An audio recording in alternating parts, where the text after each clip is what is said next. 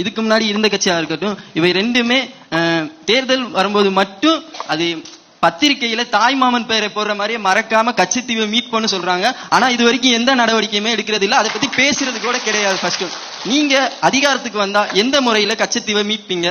அப்புறம் ஒண்ணு, அதை மத்திய அரசிட்ட கேட்டு மீட்பீங்களா, இல்ல நீங்களா சர்வதேச நீதிமன்றத்தை நாடி மீட்பீங்களா? அவ்வாறு சர்வதேச நீதிமன்றத்தை நாடுகின்ற பொழுது அது மத்திய அரசு துணை இல்லாம நடக்காது. இந்த சூழ்நிலைகளை நீங்க எப்படி கையாளுவீங்க? என்ன சொல்ற ரகசியத்தெல்லாம் சொல்றான். அவன் தான் எனக்கிட்ட இவரு அவன் தான் எனக்கிட்ட கெஞ்சுவான் என்னை விட்டுருன்னு. புரியுதா? கண்டிப்பா நம்புறோம். நான் சொல்றதுக்கு எங்களுடைய தலைவர், சரி நம்முடைய தலைவர் அந்த நிலத்தில் நிக்கிற வரை நம்ம மக்களை அவன் சிறைபிடிச்சானா, சுட்டானா, படகு பறிச்சானா, வலைய கிழிச்சானா சொல்லு? இல்ல, நான் கண்டிப்பா கிடையாது. அங்க ஒருத்தன் நிக்கும் போது, ஒரு வீர மகன் நிக்கும் போது அவனால தொட முடியல.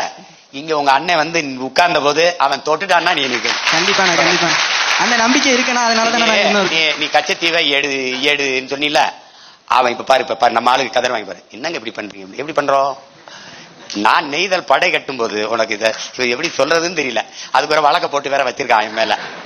இந்த பாரு, நெய்தல் படை நான் சொல்லும் போது எல்லாம் சிரிச்சான்.